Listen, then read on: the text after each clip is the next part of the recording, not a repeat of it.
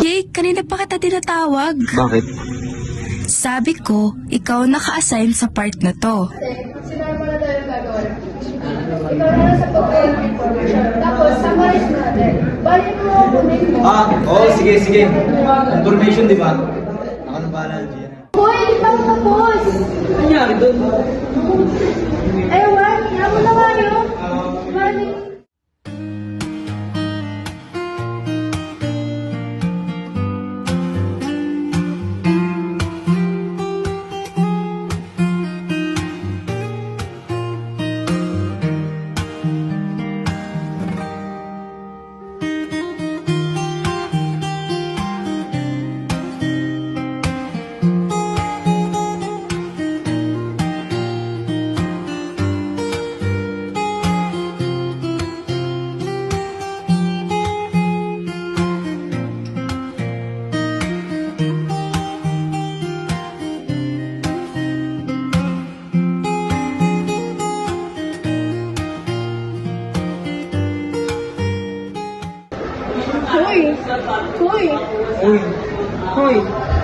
Hoy!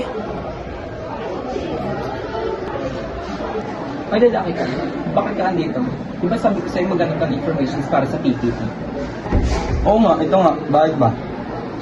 Eh bakit sa library? Bakit? Saan ba dapat? Saan pa ba? At this is social media platforms. Dahil gamit ang multimedia at ICT, mas napapadali ang data gathering. Ha? Multimedia? ICT? Ano yun? Easy. Sa multimedia and ICT, you can't describe it in one single word. Kaya you have to explain it like, Multimedia. This is a combination of different media such as pictures, audios, text, animation, and many more. At alam niyo ba that this is the heart of a presentation? Bakit? Because sa pamamagitan nito, mas napapadaling pag-explain.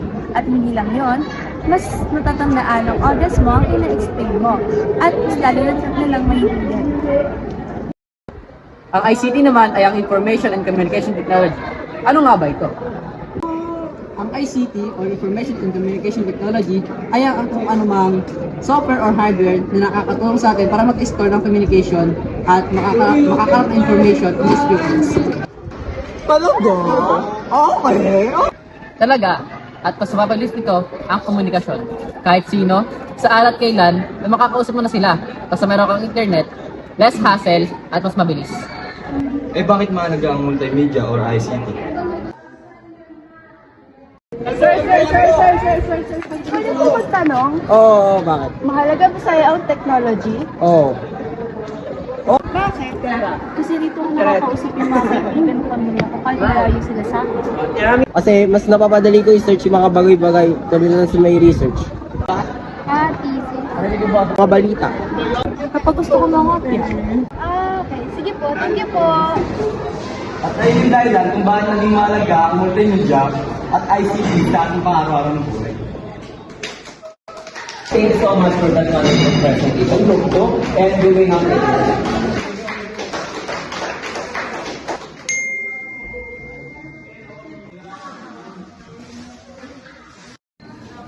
Yes!